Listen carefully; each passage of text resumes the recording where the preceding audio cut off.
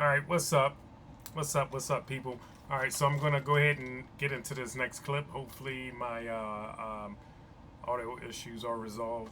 And this is just a continuation of the video from the clip from the last video. So let me go ahead and just hit play, then I'll speak pundit afterwards. Where they encountered Americans holding block parties playing jazz, soul and R&B from speaker boxes.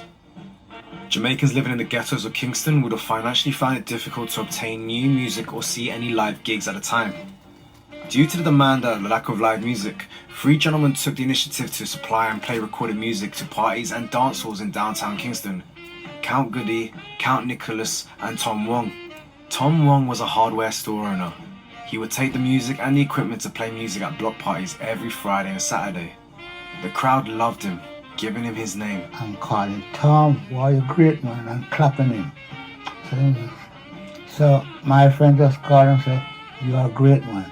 I went to call the great Sebastian, and that name falls on him from that night. This would become the start of a whole new subculture within the music world, beginning in Jamaica. And I watched him. Okay. So we'll stop that there. Again, in the beginning, it spoke about the block parties we were having in America, which was a big influence for the Jamaican citizens that came to America after World War II. Also, you can see early stages of the development of Jamaica coming into their own with their dance hall. A gentleman named Tom Wong, aka the Great Sebastian, if you know your reggae history, who was half Chinese Jamaican and half Afro Jamaican. There's also a whole history on the Chinese influence in Jamaican music and culture. There's the Chin family, Patricia Chin. I don't remember what her husband's name is. But they had one of the first record stores in Jamaica. Also was a big influence on a young Bob Marley. But I'm not going to get into all of that. Her name is Patricia Chin, and I think it's spelled Chin if you want to look that up. I did watch a video on it. Very interesting stuff. She was there come across Bob Marley when he was in his teens, because a lot of people don't know when the Wailers first started, they were emulating American R&B groups, the Four Tops, the Temptations, Smokey Robinson and the Miracles. Don't believe me? Google it. Google Bob Marley and the Wailers or the Wailers and look at their early album covers. They had the short hair, afro. They were, and you can tell they were completely influenced by the Black American artists of that time.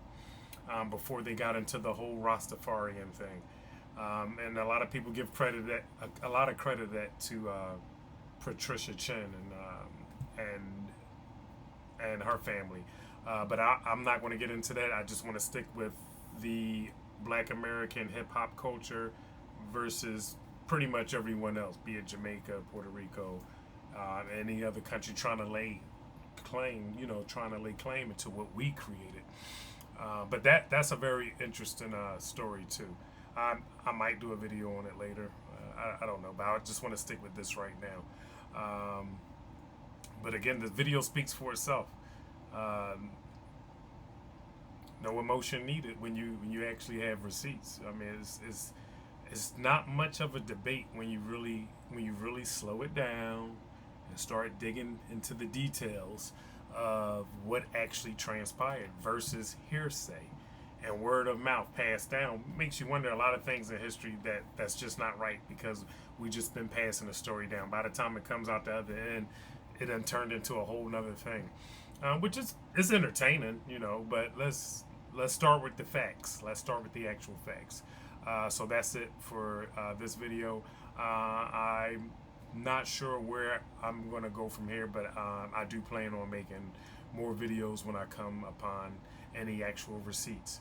Again, and share these videos. None of this stuff is up for debate when you actually have receipts. Again, shout out to Lord Jamar. Shout out to Tariq Nasheed for his documentary. which I'm aware that he's having some issues with having it screened in theaters because the Puerto Rican photographer, what's his name, Joe Conzo, is making a big fuss of usage of his footage.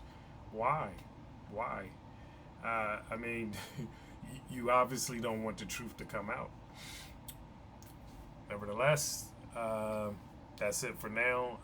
Until my next video. Peace.